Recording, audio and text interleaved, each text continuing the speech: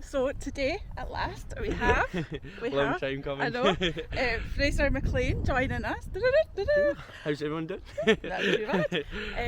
And before we start, Fraser, it's probably good to say no swearing. Okay. Because your gran told me that about 8-10 months ago or something. So when you've got Fraser on, tell him he's not to swear. So I'm telling you now. Yeah, she reminds me a lot. So thank you very much, because I know that you're really sure. super busy just now.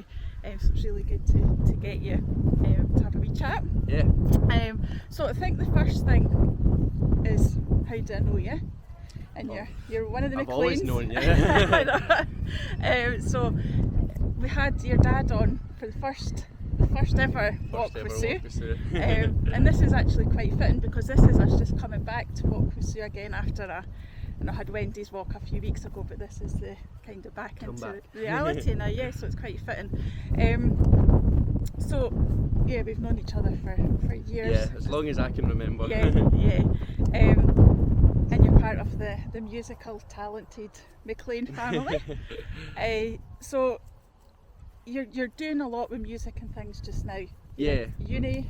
Yeah, well, I'm at uni for music, so busy with that, and this summer I've been really busy with gigging. I've been quite lucky to get a lot of good gigs this year. So. Yeah. You've had quite an exciting time, though, haven't you? Yeah, it's really taken off. Yeah, over the summer especially, because we went on tour, so we done 3 dates in Scotland. It was kind of East Coast, so it was Edinburgh, was sort of my hometown one, and then we done Aberdeen and Galashiels. So that was with a company called Hit the Road. So I was kind of accepted onto that, and yeah, it was good fun. It was a bit good experience. It kind of shows you what it's actually like, being I know, a big tour. There's people sunbathing. Yeah, so that quite different for you then, the touring part of it? Yeah, I absolutely loved it though. I could definitely get used to it. Yeah, sort of jumping on my favourite part was being in the van.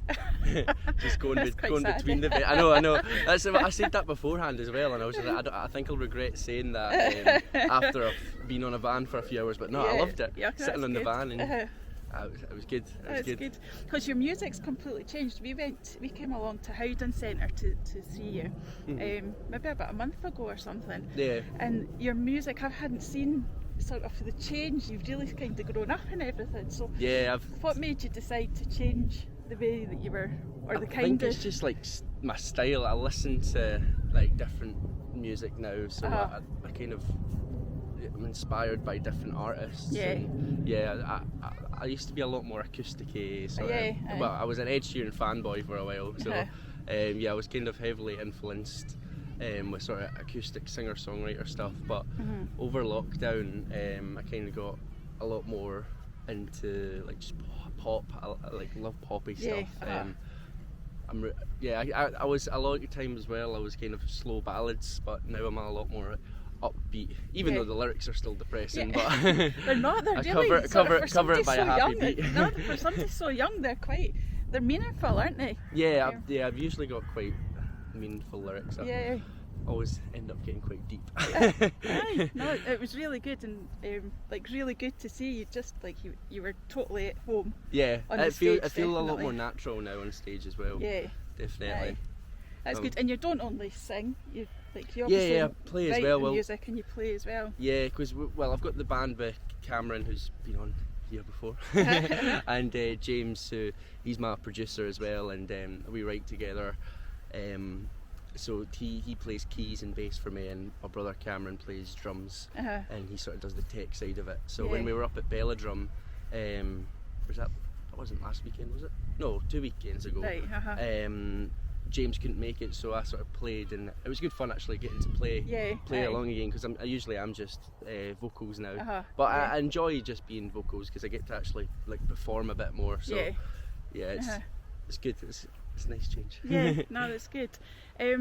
So you've done festivals and everything up until now, but you've got Party at the Palace coming up. Yeah, Party in the Palace on Saturday. Yeah. So is this the biggest one, or it was Belladrum? I think I'm probably got a bigger crowd at Party in the Palace. Right. Belladrum's a bigger festival, but I think I've probably got more chance of getting a bigger crowd at Party in the Palace. Because it's more local. Yeah. For you. I've got a better slot as well. So hopefully it'll be busy. I'm excited. It's kind of one that I've been booked for before lockdown, Right, and then it's postponed. Yeah. So it's kind of been waiting a long time to play it. So I'm excited. So. Yeah, and we're going. I know. Yeah, we're going. Just I know this seems really strange, but there's people sunbathing on that side, and there's kids being little hoodlums on the other side. So, and we're getting this lovely sun anyway. And I was going to say, it's really I'll good. be burnt for Party in the Palace. I know, you better watch. Going like a lobster. Right, so you're doing Party in the Palace, and the last people I spoke to actually that were doing Party in the Palace was Mark and Connor from Mark Sharp. So they're doing it this year as well, because they were supposed to be doing it last time. And some of the things that we had talked about, I had talked about with them afterwards, that it wasn't on camera, was about like the money that they've got to get for rehearsing and everything. And you were saying that you're rehearsing, and how does all that work? Because I just see it in my head that people are in their bedroom.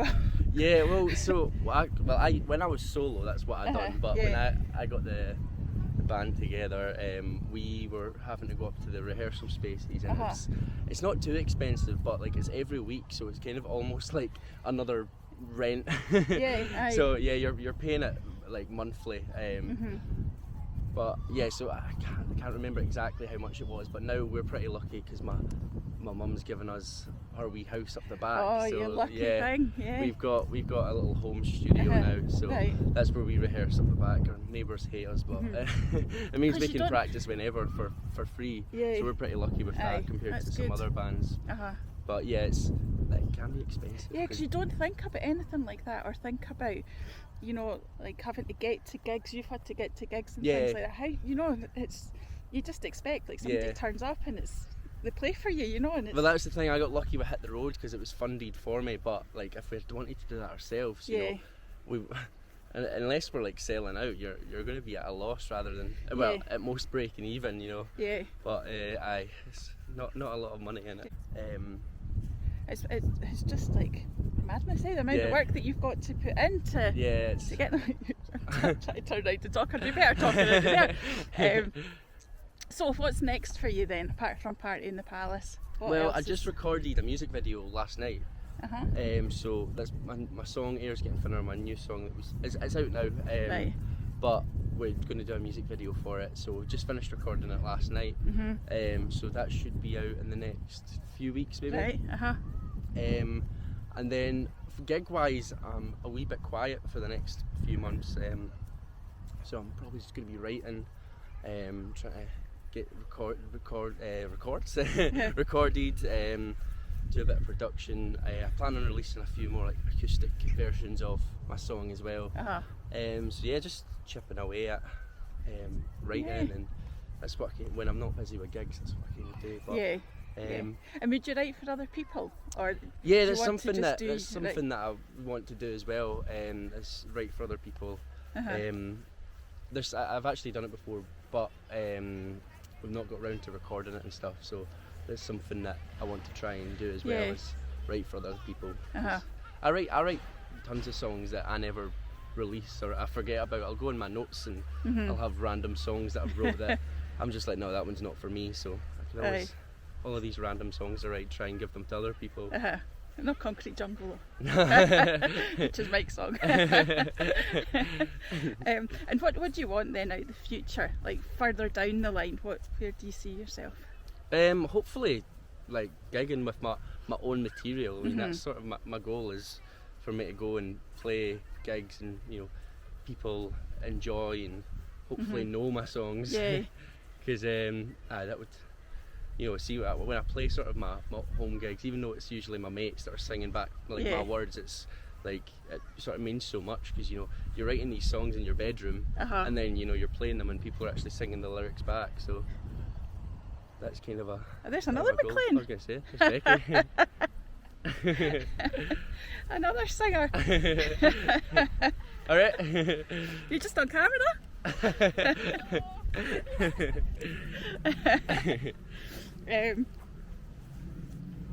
So you see yourself kind of doing this for Yeah, that's kind of my Yeah. goal, my dream. Yeah, That's hopefully. good. And I'm sure, like, after seeing you and seeing how you sort of light up the stage, and you light up yourself when you're doing it as well. Yeah, it's a bit of a buzz. Yeah. I do get a good kick out of Yeah, it. definitely. It's been really good. I meant to bring you a t-shirt actually. I forgot to bring one over. God, wouldn't fit my arm. I'll get. Is that for Party of the Palace? You coming down in the front row with my t-shirt on. I'll get you sorted out with. I'm really some looking forward to it, actually. Yeah, it'll be good. Yeah, it'll be good. What time are you on? 20. Well, half 4. That's what we should half say 4. actually. What Aye, time are you half on? 4 at the breakthrough stage. Lot 24 breaks through stage, or 42. It's the breakthrough stage. Yes. So be there and enjoy it. And if you're not, then tough. You're lost. You're lost. Yeah. So thank you very much. Thank you. Speak to you later. See ya. Bye.